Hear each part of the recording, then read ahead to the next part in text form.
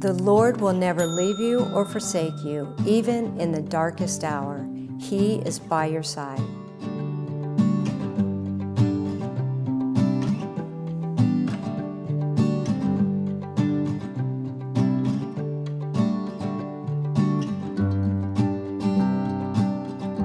With multiple top 10 songs across numerous national charts, Zane Donna King has captured the hearts of audience around the U.S. and abroad. The journey this dynamic duo has traveled hasn't been without twists and turns, but they wouldn't trade a mile of it. They know that God in His grace brought them to where they are today, and it has been God's faithfulness in the couple's lives following a difficult season of walking with two of their children through addiction and recovery. This is their story. This is today's Nashville. This is Faith. Donna and Zane, it is so nice to have you. Welcome to today's Nashville. All right, thank you so much. I've heard so much about you. You guys have been through many battles, haven't you? Ooh, and we've learned as we journey through this life that we're not alone. I feel like there are a lot of people, right, who walk through things, and that's why we have each other. So we can lean in and learn and experience things and then figure out that journey, how to trust God in all of that. So yes, we have, but we've also been very blessed. Battles and blessings. Battles and blessings. Now, you're from Michigan. Yes, I'm a Yankee Doodle Dandy. My husband's a Michigan guy. And where are you from, Zane? Well, if I talk very long, you're going to figure it out. Pretty southern, and Arkansas. So, and literally like a farm boy growing up in Arkansas, met a city girl. And where did you all meet? Well, we knew each other for years, actually, through the music industry and in other lives. And then we had gone kind of through a period of time. Where were you living at this time? Okay, so both of us were living in Nashville. Okay. I think working in the how music long have industry. you been in Nashville? 30 years. 30, and I've been here for 22. Were you always, music was always your passion, your career choice? Yes, always. And we had kind of lost contact. We had known each other in passing and lost contact. And then one day, I had gone through kind of a hard, reset of life as a single mom, raising my teenage daughter, and my other kids were adults at that time, and well, they still are. but God set us up on our first date. Yeah, absolutely did, because I was working with a record label in Hendersonville, Daywind Music, and I was meeting as a A&R on an album, and the producer of that album was this guy right here, and actually I was filling in for the A&R, official A&R director of this record, and because he was ill. And so anyway, I showed up and he showed up, and then we agreed on every song we thought should be on the album, which was kind of crazy. And then he said, do you want to go grab a coffee? And well, did you know that, she was single? Well, I knew that. But it's been many years since I'd seen her. So, I mean, I just didn't even think about any of that. And now, how then, long of course, ago was there this? She was. This was in 2010. Okay. Yeah, about 14 years ago. We've been married 12 years now. So, then I said, do you want to go grab some coffee or some dinner, and we'll just keep having this conversation. And so then we went and had a 5-hour conversation, of which she talked for like 4.5 hours. This is not, he says this all the time, and it's probably true. No, we had a great time. And actually, it's funny because I left there and thought, okay, I weirdly hope that he calls me and asks me on an actual date, the one, other than the one that God set up, that in the office there, and then with the coffee after.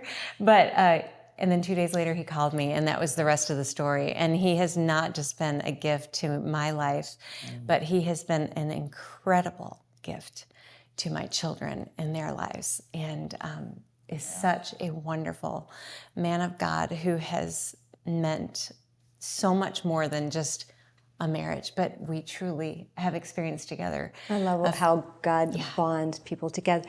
Let's talk about your faith. Where were you before? I mean, when did you start following Jesus?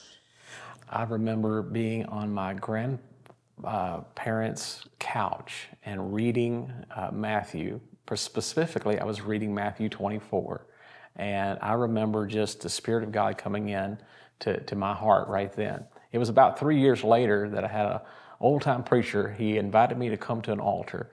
And I remember kneeling down and just tears running down my face and being set free and knowing that Jesus was the Lord of my life.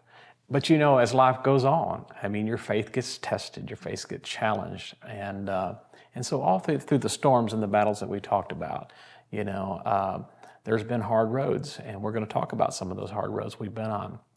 But He's been faithful. He's been faithful. So that's my beginning story of my faith. Yeah. What about you, Donna? And mine is that I was not raised in a Christian home. In fact, we weren't even the kind of family that went to church on Easter and Christmas.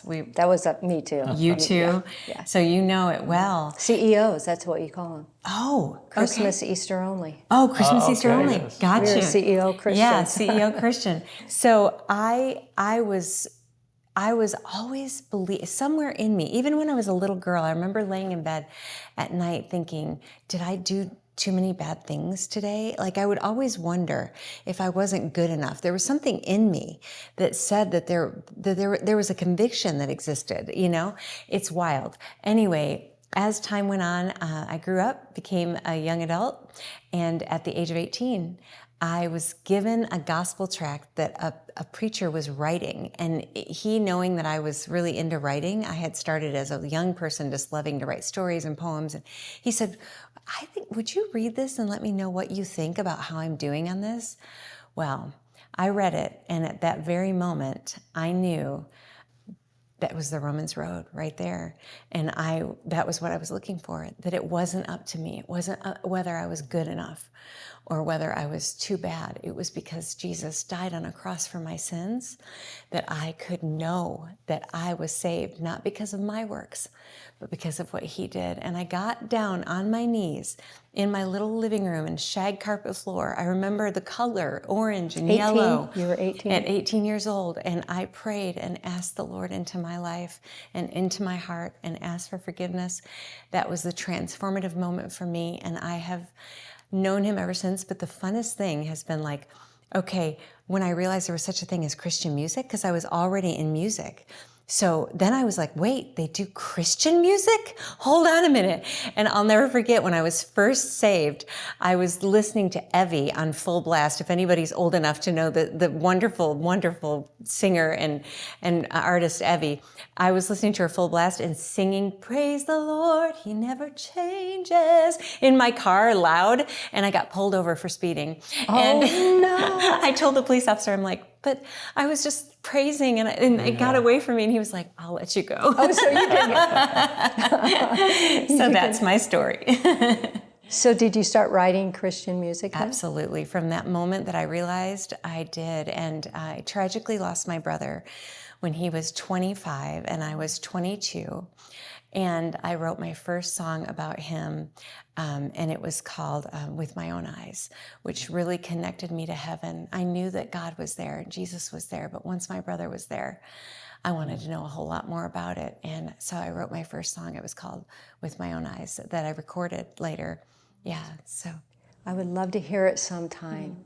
I bet you've really influenced your family to your parents. And oh my goodness, my mom, she came to know the Lord. My father is a Christian. Yeah, I mean, it has spilled over, but I know that that's because of the power of God. Absolutely, it has spilled over, and my children are amazing. We have 6 together, so we have the Brady Bunch, 3 boys, 3 girls. He has twin boy and girl. They're amazing, and then I grew up an only child, and I always say you got to be careful what you pray for, because I have 6 kids and 6 grandkids. We have a big family, and I wanted a big family.